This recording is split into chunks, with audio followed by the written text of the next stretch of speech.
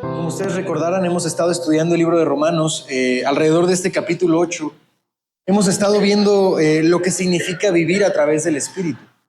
Sí, en los pasados capítulos me gusta siempre recordar que hablábamos de la justificación, de lo que era la ley de Dios, de cómo ahora nosotros encontramos la paz con Dios a través de las obras de Cristo. Y a partir del capítulo 8, el apóstol Pablo nos habla de cómo es vivir en el Espíritu Santo, cómo la vida de aquel que ha sido llamado, aquel que ha sido escogido, de aquel que ha creído en Jesucristo comienza a cambiar. La semana pasada hablábamos de cómo teníamos que darle muerte al pecado a través de vivir por el Espíritu. Y mientras nosotros le prestemos nuestros miembros a un sacrificio santo, agradable a Dios, entonces nuestros miembros verdaderamente alaban a Dios. Pero en cambio, decíamos la semana pasada que si nosotros prestamos nuestros miembros a la carne y al pecado, entonces cosecharemos los frutos de vivir en la carne, que son la muerte. ¿Sí? Decíamos que la muerte no se refiere a la muerte tal vez física, porque eso está asegurado para todos nosotros. Seamos más santos o menos santos, todos vamos a morir si no antes viene el Señor por nosotros. Pero la muerte a la que se refiere el apóstol Pablo no es tampoco la muerte espiritual, pues aquellos que han sido dotados de una nueva vida no pueden perderla. Nosotros tenemos asegurado, si hemos creído en Cristo, tenemos asegurada la vida eterna. Por lo tanto, aguardamos ese día, ¿no? Es nuestra esperanza, es lo que nos mueve. Dijera Pedro, perdón, es la esperanza viva la que hemos nacido. Una esperanza que será cumplida por el Señor el día que Él vuelva. Entonces, la muerte que nos dice Pablo que podemos atraer a nosotros, si es que no vivimos en la vida espiritual, es la muerte aquí, ¿no? Es la muerte en vida, es no gozar de la salvación de Dios en esta vida. Decía la semana pasada que es terrible una persona que teniendo la vida eterna y gozando de salvación no puede disfrutarla en esta vida. No disfruta de los beneficios de tener paz con Dios, que vive en esta vida la ansiedad, la preocupación, la incertidumbre de estar en paz con Dios. Vive teniéndole miedo a la muerte, vive teniéndole miedo al día de mañana, vive teniendo miedo a si está o no delante de Dios y que si puede o no orar a Dios y pedirle ayuda a Dios. Es terrible para una persona vivir en esta circunstancia. Y por eso el versículo 11, si ustedes me acompañan ahí en sus Biblias, dice: y si el espíritu de aquel que levantó de los muertos a Jesús mora en vosotros, el que levantó de los muertos a Cristo Jesús vivificará también vuestros cuerpos mortales por su espíritu que mora en vosotros. Es decir, él está diciendo que si ese espíritu que levantó de los muertos a Jesús está en nosotros, entonces verdaderamente podemos gozar de la vida. Verdaderamente podemos estar disfrutando de los beneficios de esa vida eterna, no en el futuro, que sí también se refiere a eso, pero en el presente. En el presente podemos estar gozando de los beneficios de la vida eterna. Podríamos enumerarlos, no son infinitos tal vez para que nosotros podamos hacerlos en una hora que tenemos. Pero podemos hablar de la paz con Dios, podemos hablar de la misericordia, podemos hablar del socorro, podemos hablar de la dirección, podemos hablar del propósito, podemos hablar del gozo, de la salvación. Son muchas las cosas que el Espíritu Santo pone en nosotros y que le dan sentido a esta vida. Si nosotros como cristianos nos apartamos del Espíritu Santo y nos alejamos del poder del Espíritu Santo, entonces nuestra vida comienza a perder ese sentido. Comenzamos a perder esa paz que tenemos con Dios, a lo mejor en nuestra ilusión. Porque verdaderamente el que ha sido salvado por Jesucristo no puede perder su salvación, pero puede perder el gozo de tenerla, puede perder la certidumbre, puede perder esa paz que le da estar en un momento de ansiedad, de preocupación, en un momento de enfermedad tal vez. Y el cristiano puede estar en el Señor fortalecido, expectante, porque sabe que tiene esperanza. Pero el que se ha alejado del Señor enfrenta esa situación como desnudo, ¿no? Sin una cubierta que pueda darle esperanza en ese momento. Y entonces podemos ser ambas partes cristianos, pero uno puede estar gozando y disfrutando, teniendo paz con Dios, gozando de esa felicidad y el gozo pleno de la certidumbre de qué es su vida y hacia dónde se dirige. Y por el otro lado puede haber ciertamente un hijo de Dios, pero que no está gozando de esa plenitud, que vive esta vida como si no la tuviera, ¿sí? Y es por eso, hermanos, que Pablo dice que si ese espíritu mora en nosotros, Él puede darnos verdadera vida aquí. Pero si nosotros le prestamos el tiempo a eso, si nosotros nos dedicamos a eso, ¿sí? En el versículo 12 dice: así que, hermanos, deudores somos no a la carne, para que vivamos conforme a la carne. Dice que deudores somos, pero no somos deudores a la carne. No nos debemos a la carne, por lo tanto, nuestra ocupación no debe de ser la carne. No deberíamos de estar pensando, actuando, meditando, consumiendo las cosas que el mundo nos ofrece, porque no nos debemos a ello.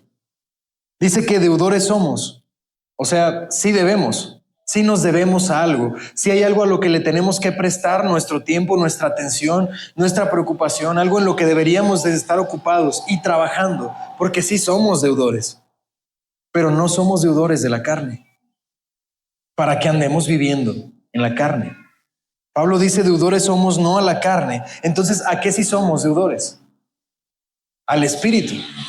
A ese sí nos debemos. Pablo constantemente comienza sus cartas diciendo el siervo de Jesucristo o el esclavo de Jesucristo, porque Pablo conoce su estatus delante de Dios. Él sabe que no es libre al 100%. Es libre del pecado, pero es deudor de Cristo. Entonces su vida se debe a Cristo. Sus acciones se deben a Cristo, su mente la debe a Cristo, su dinero lo debe a Cristo, su tiempo lo debe a Cristo, el esfuerzo de sus manos se debe a Cristo. Por lo tanto, Pablo dice que el Espíritu Santo nos puede dar vida plena, pero si nos debemos a ese Espíritu Santo, es un deber cristiano ocuparse del Espíritu Santo. Y por lo tanto, también es un deber cristiano no ocuparse de la carne. Si tú te ocupas de la carne, cosecharás los frutos de la carne. Pero si te ocupas del Espíritu, entonces cosecharás los frutos de vivir una vida espiritual. ¿Sí? Entonces dice, somos deudores, pero no de la carne, para que sigamos viviendo conforme a la carne. Tenemos que alejarnos de la carne. Y es curioso, hermanos, que hable de una deuda persistente, porque entonces significa que es algo en lo que nos ocupamos. Es una deuda que tienes que saldar, ¿sí? No dice que es una deuda que tú tuviste. No dice deudor fuiste de la carne o deudor fuiste del Espíritu, sino que deudores somos. Por lo tanto, dice, somos deudores no para que nos ocupemos de la carne y vivamos conforme a ella, sino que le debemos al Espíritu. Por lo tanto, debemos ocuparnos del Espíritu. Pablo está atacando aquí, hermanos, unas de las ideas tal vez más perversas de aquella época. La primera de ellas es que las personas de aquella época pensaban que eran los momentos de crisis que uno se santificaba. Es decir, que era algo que no tenías tú que buscar, que era algo que en tu vida iba a llegar eventualmente. Si tú persistías viviendo, ¿no? Te mantenías haciendo tus trabajos, las cosas que tú tenías que hacer, en algún momento de crisis, en algún momento de enfermedad, algún momento de tristeza, de angustia, entonces en ese momento Dios te santificaba. No era algo que tú buscabas, era algo que a tu vida le iba a llegar eventualmente a través de una tragedia. En segundo lugar, las personas también pensaban que debían de ser pasivas frente a la santidad. Ellos pensaban que si oraban, que si asistían a la iglesia, que si tenían valores cristianos comunes, ¿no? Como la gente los cataloga, entonces la santidad iba a comenzar a ser para ellos algo natural. Y que sin ellos tener que ocuparse en nada, la santidad comenzaba a brotar en ellos, porque la santidad estaba en ellos. Otra idea que ellos tenían es que era en un momento de una decisión crucial que tú adquirías la santidad en estado perfecto. O sea que cuando tú creías en el Señor, recibías santidad y podías vivir tu vida como quisieras, ya eras santo, ¿sí? A eso algunas veces se le llama nicolaísmo, o los nicolaitas, ¿no?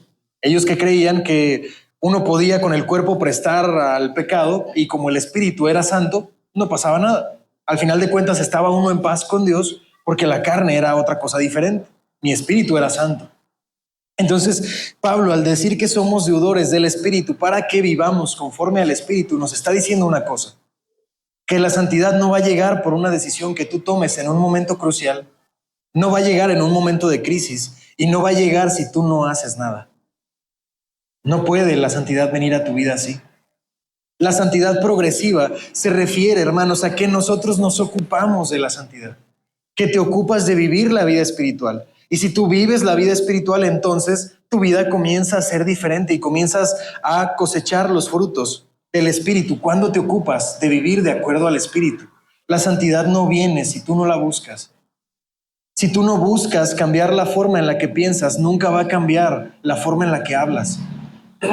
Si tú no cambias las cosas que ves, nunca vas a cambiar las cosas que dices y haces. Si no cambias las relaciones que tienes, vas a tener las mismas relaciones de siempre.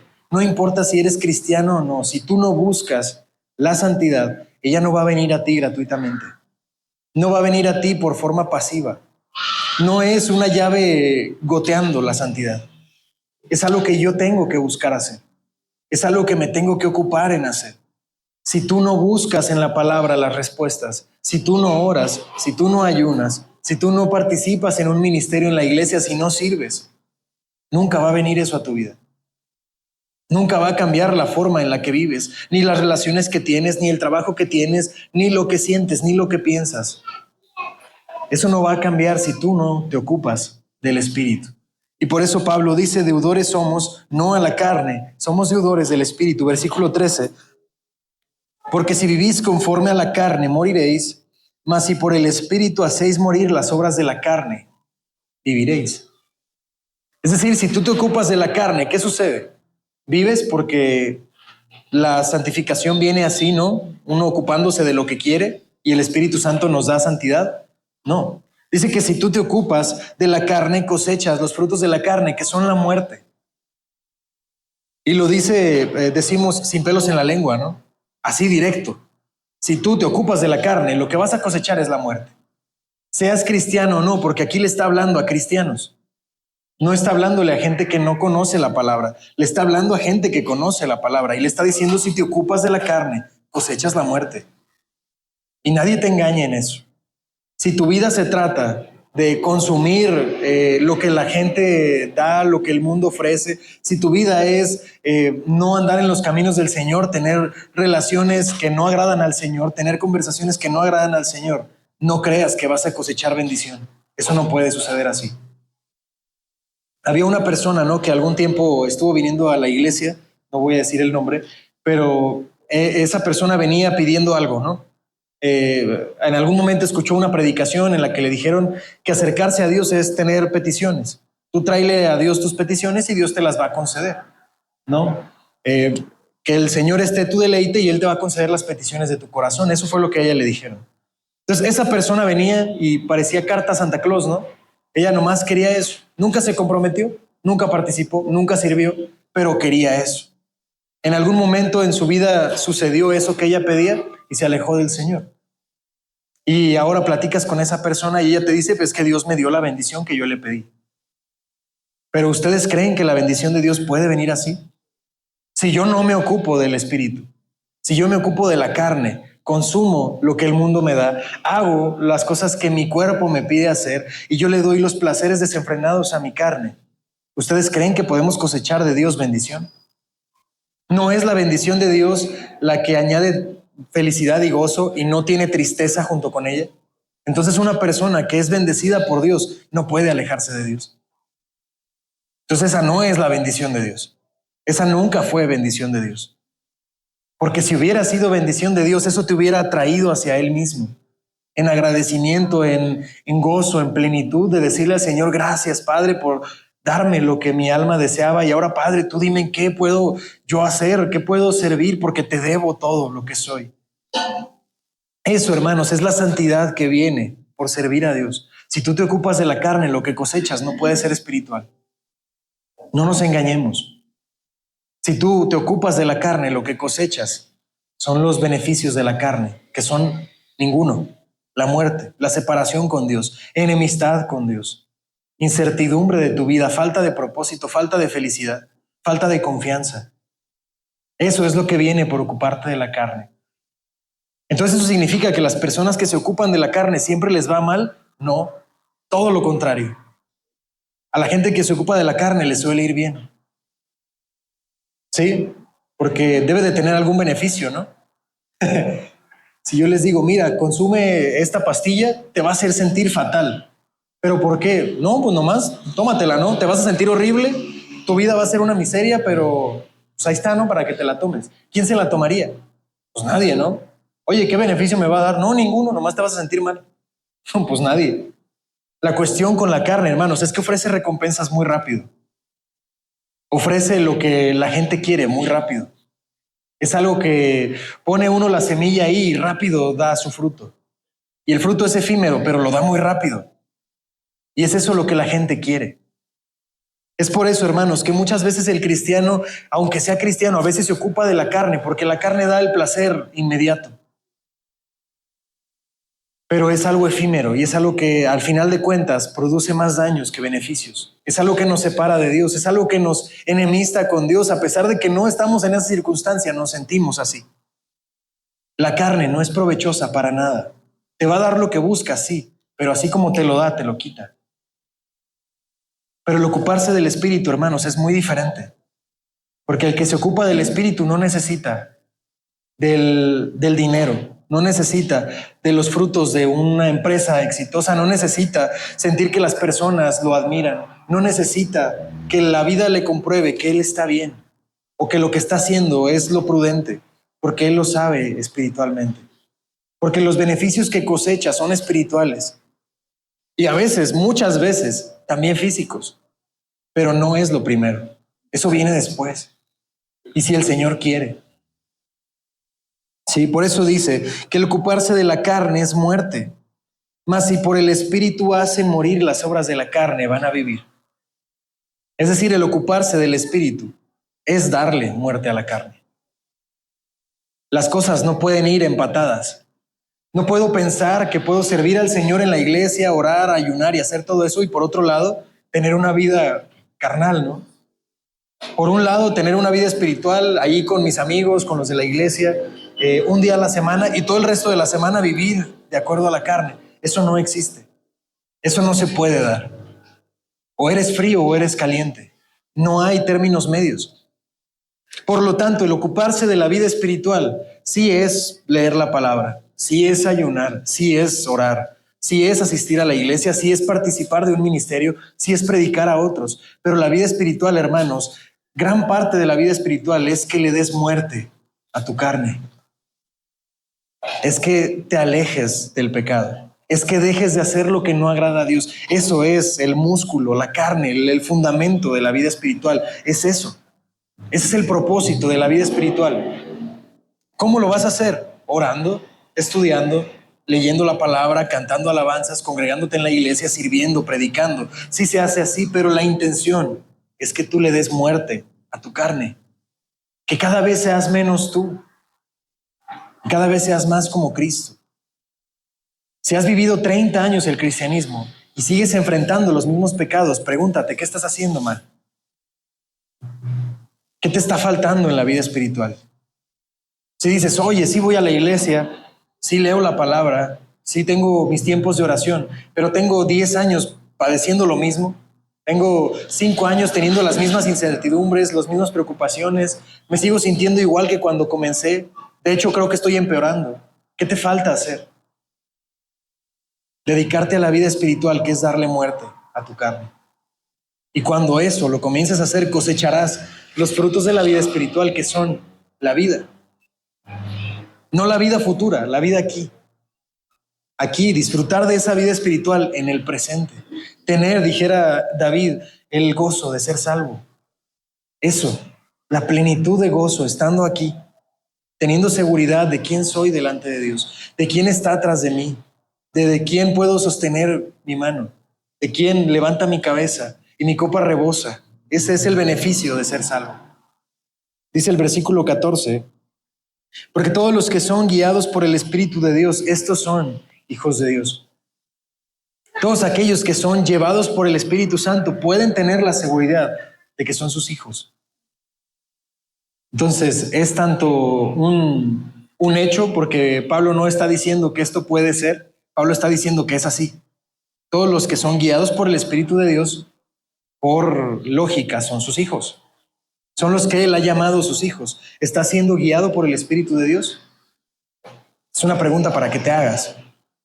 Mi vida está siendo guiada por el Espíritu de Dios. ¿Me veo constantemente en progreso hacia ser santo? Si la respuesta es sí, gózate, eres hijo de Dios. Y si eres un hijo de Dios, entonces gózate en que Él es tu Padre, en que Él siempre te va a amar como un padre siempre va a amar a sus hijos, pero también te va a disciplinar cuando te equivoques. Es un gozo, es una seguridad que el Padre nunca se va a olvidar de quién es su Hijo. Él siempre va a ser Padre y Él siempre va a ser su Hijo, no importa lo que pase. Es una garantía para nosotros, es una seguridad para nosotros. Pero si tu vida no está siendo guiada por el Espíritu de Dios y tu vida no tiene nada que ver con el Espíritu de Dios, no sientes carga por el pecado, no sientes necesidad de servir a Dios, entonces pregúntate si eres hijo de Dios. Porque si te da curiosidad y dices, no sé, porque yo no creo sentir al Espíritu de Dios, no me interesa, la verdad, nunca había me había puesto a pensar en eso, nunca había considerado que tenía que santificarme, yo pensé que venía así nomás, ¿no? Por asistir aquí. Entonces pregúntatelo. Porque si no tienes a Dios por Padre, entonces, ¿quién eres? ¿Qué eres? ¿Qué situación estás delante de Dios? Les decía en el jueves, ¿no? De la historia de John MacArthur, la persona que estaba con cáncer, que iba a fallecer. Y MacArthur le dijo a esta persona, ¿has pecado alguna vez? Sí, ¿eres creyente? No. Entonces, sí sabes que te vas a morir. Sí sabes que te estás muriendo, sí. Entonces, sí sabes qué va a pasar contigo. Y decía la historia que esa persona que oía a MacArthur lloró amargamente, ¿no? De que fue tan choqueante para él. Él nunca se había visto a sí mismo de esa manera. Cuando MacArthur le hizo ver la realidad de que él estaba en pecado, de que se iba a morir pronto y de que muy probablemente se iba a ir al infierno. Entonces eso lo hizo a él darse cuenta, me tengo que arrepentir y tengo que buscar al Señor porque no quiero que Él no sea mi Padre. No quiero ser su enemigo, porque es terrible ser su enemigo. Entonces, hermanos, es lo mismo para nosotros. Tu vida está siendo guiada por el Espíritu de Dios. Alégrate, ten gozo en eso. Él es tu Padre, tú eres su hijo. Pero también entonces entiende que si eres su hijo, te debes a su nombre. Y también tienes que vivir como Él. Tienes que vivir lo que Él demanda. Te debes a ese Espíritu Santo. Por lo tanto, ocúpate del Espíritu.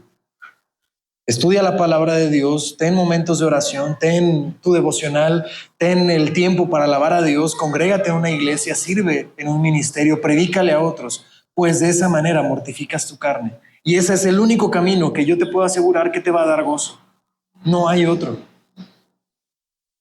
El otro camino, el de la muerte, el del pecado, te va a dar felicidad de vez en cuando. De vez en cuando te va a dar recompensas, pero el fin de ese camino no es bueno.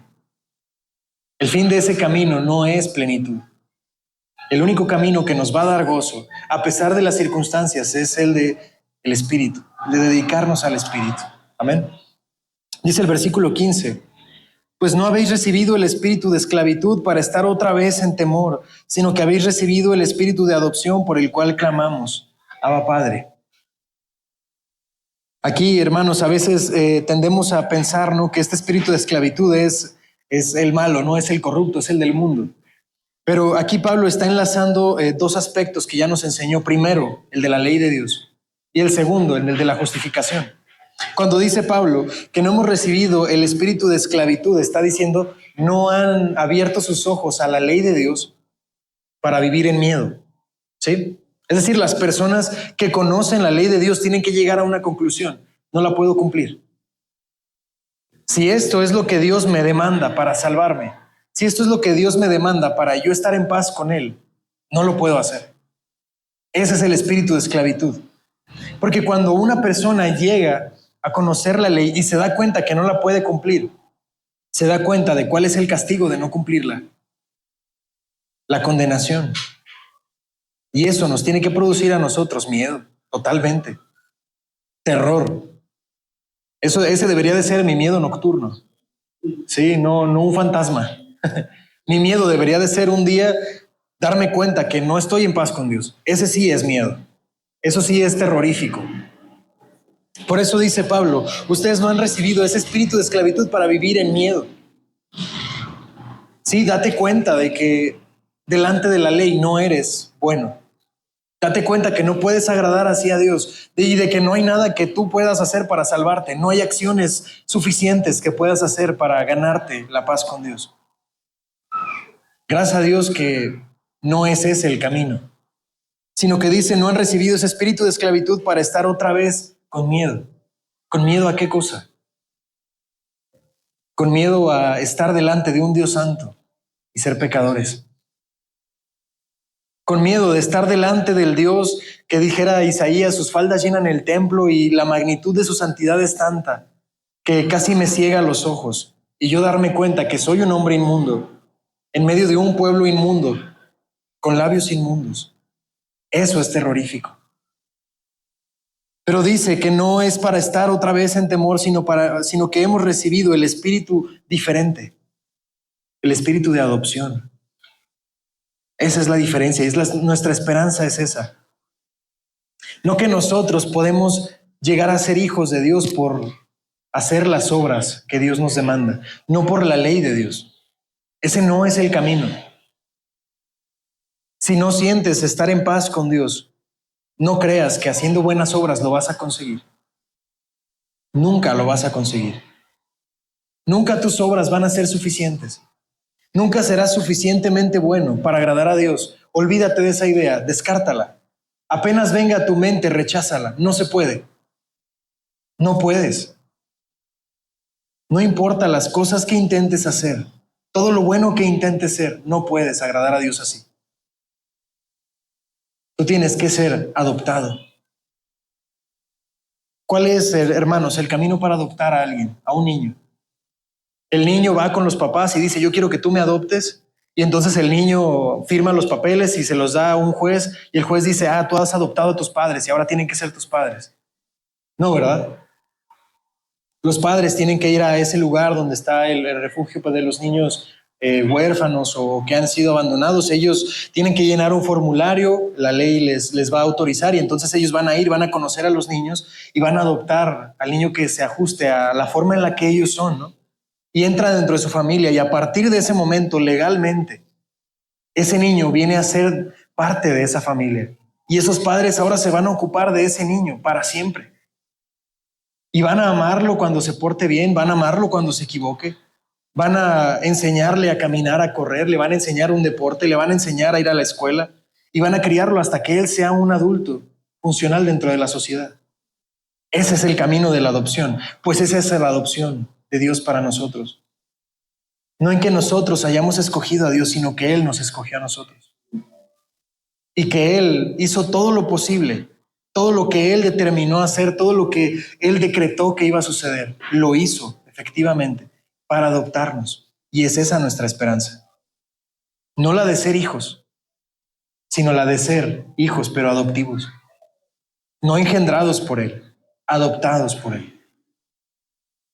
No que Él se vio forzado a escogernos. Él nos escogió de su libre voluntad y de su libre gracia. Y nosotros entonces, ¿qué hicimos? Nada. ¿Qué obras hicieron que ganaras esa? Nada, ninguna. Él lo hizo porque nos amó. ¿Por qué? ¿Quién sabe? No por obras, dice Pablo, para que nadie se gloríe. Entonces no es algo que hiciste. Pero Él escogió amarnos por su voluntad. Y Él hizo todo para adoptarnos por su voluntad. Vamos a ir a Gálatas, si ustedes me acompañan. Gálatas capítulo 4.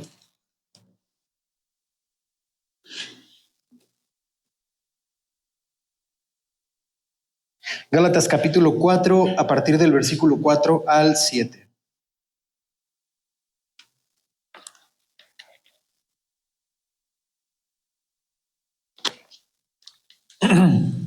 Dice, pero cuando vino el cumplimiento del tiempo, Dios envió a su Hijo, nacido de mujer y nacido bajo la ley, para que redimiese a los que estaban bajo la ley, a fin de que recibiésemos la adopción de hijos.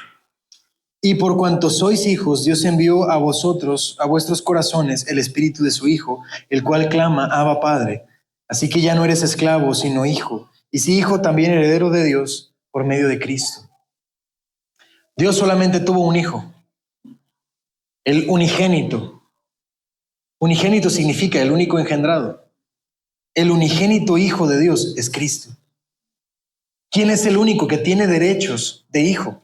Cristo. Tú y yo, no. No tenemos esos derechos. Él es el hijo. Nosotros no somos sus hijos. Somos su creación, no sus hijos. Cristo es el único que Dios engendró, es el único divinamente engendrado, Él es el unigénito Hijo de Dios. Y por medio de Él, Dios nos adopta a nosotros. Es en su derecho de hijo, es en Él. Es por la obra de Él que nosotros somos hechos hijos adoptivos de Dios. No los engendrados por Dios, los adoptados a través de Cristo.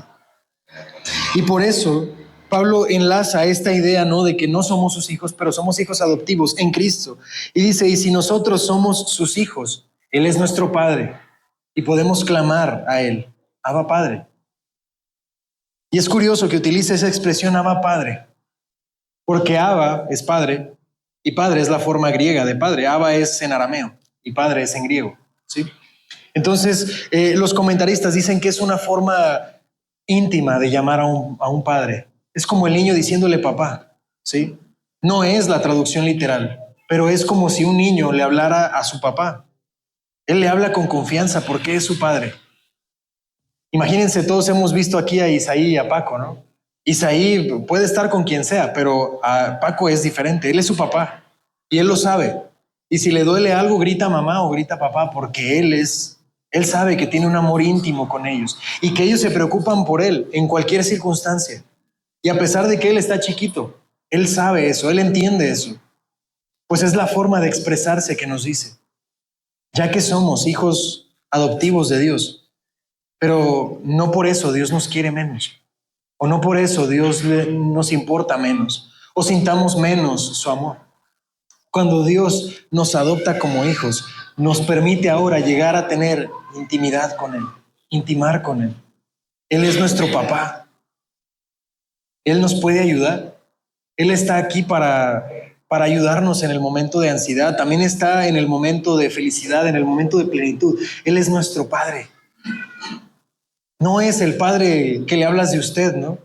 No es el Padre ajeno, no es el Padre indiferente, no es el Padre alejado, el Padre ausente. Él es el Padre presente, el que se preocupa, el que te atiende, el que te da tus necesidades, el que cuando tienes necesidad, Él la suple. Cuando tienes miedo, te protege. Él es el Padre que puedes entrar en su habitación y abrazarlo. Él es el Padre que está para sus hijos y que ama a sus hijos.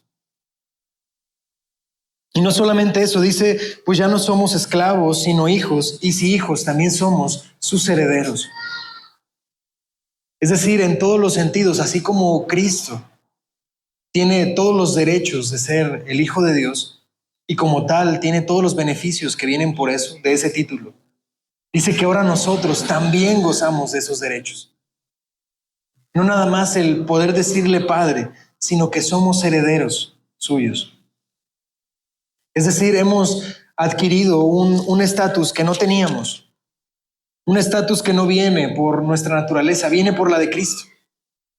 Y entonces, hermano, como heredero de Dios, tienes un lugar en el cielo, tienes un lugar en el corazón de Dios y Él te ama y Él te acepta a pesar de tu pecado, no por tus obras, sino a pesar de ellas. Él te acepta. Él tiene un lugar reservado para ti, Él tiene una corona para ti, Él tiene un lugar para ti en el cielo. Y en lo próximo que venga después, tú tienes un lugar ahí, porque eres su heredero. Esa misma gloria que le dio a Cristo, revistiéndolo de una naturaleza diferente, también para nosotros está. Es lo que Pablo está diciendo. Por eso podemos clamar a Él y por eso lo llamamos Padre o Papá. Te has equivocado, todos nos equivocamos. Has cometido pecados, todos pecamos. Te has alejado, todos pasamos por eso. Pero tú tienes a alguien que le puedes llamar Padre. Dice la palabra, aunque mi padre y mi madre me dejaran, con todo Dios me recogerá. ¿Por qué? Porque soy su hijo y Él nunca va a dejar de lado a sus hijos. Dice el versículo 16, el Espíritu mismo da testimonio a nuestro espíritu de que somos hijos de Dios.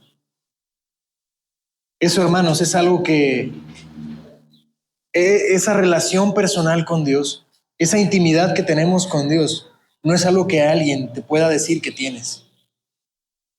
No hay un examen que puedas hacer. No hay una prueba que diga positivo o negativo, si lo tienes o no lo tienes. Eso es algo que tú sientes, es algo que tú sabes, es una certeza íntima en el corazón. Por eso dice que el Espíritu nos da testimonio. ¿A quién? A mí mismo. El Espíritu me da testimonio de que soy su hijo, si es que lo soy. Este es momento de que nos preguntemos eso, de que nos inspeccionemos delante de esa palabra. Hay una seguridad en mi interior de ser hijo de Dios. Excelente. Eres hijo de Dios. Entonces mi invitación esta mañana es: ocúpate del Espíritu. Busca la santidad. Progresa en la santidad. Haz todo lo que ya hemos enumerado, pero buscando darle muerte a tu pecado. Y vas a cosechar los beneficios de la vida eterna, porque están ahí. Nada más es cuestión de que tú trabajes por vivirlos. Pero si hasta ahora no te has encontrado en ninguna de las posiciones que he dicho, y no sientes carga por el pecado, y no has sentido arrepentimiento, y no estás seguro de tu salvación, y en la última instancia, en la última pregunta, nunca me he sentido en paz con Dios, entonces estás a tiempo. Porque el hecho de estar con vida hoy es una oportunidad. No sabemos si mañana vamos a estar aquí, pero hoy tienes la oportunidad. Hoy puedes decirle al Señor: Señor, no siento yo estar en paz contigo. Ayúdame, enséñame. No sé qué hacer, no sé qué decir, no sé qué pensar, no sé en qué posición estoy. Tú ayúdame y revélame, enséñame. Y Dios es bueno. Y al corazón humillado no desprecia a Él, jamás. Si mi intención es sincera, Dios responderá. Y ojalá, hermano, te encuentres con que el Espíritu Santo te revele y diga si eres su hijo. Porque la vida te cambia para una persona así. No vas a ver la vida igual. Las cosas y los sufrimientos no se ven iguales. ¿Por qué digo eso? Porque justo el versículo 17 termina con eso. Dice: y si somos hijos, también somos herederos, y herederos de Dios y coherederos con Cristo. Es decir, es tu garantía. Si el Espíritu te ha dado testimonio de que eres su hijo, alégrate, eres su hijo. Y si eres su hijo, entonces eres heredero de Dios y coheredero con Cristo. Y dice al final del 17: si es que padecemos juntamente con Él, para que juntamente con Él seamos glorificados. Es decir, si tú eres su hijo y le puedes llamar Padre, ten gozo, porque eres heredero de Dios y eres coheredero con Cristo. Y te asegura una cosa: que esta vida no va a ser un paseo de rosas, que esta vida es difícil de vivir. Pero dice que si nosotros nos ocupamos del Espíritu, y si nuestra esperanza es esa, ser herederos con Cristo, entonces ten confianza, porque al final también serás glorificado juntamente con Él. Esa es la esperanza. Y si como cristiano esa no es tu esperanza, entonces no sé cuál sea tu esperanza. Si como cristiano no añoras ese día, que veas a Dios cara a cara y que Él glorifique tu naturaleza y tu ser y tu persona, y puedas vivir con Él para siempre. Si esa no es la esperanza que el cristiano guarda, entonces díganme ustedes cuál es. Pero nos asegura una cosa: que esta vida es difícil. No nos asegura nunca, en ningún momento, que es fácil. Para todos va a ser difícil, porque es un trabajo.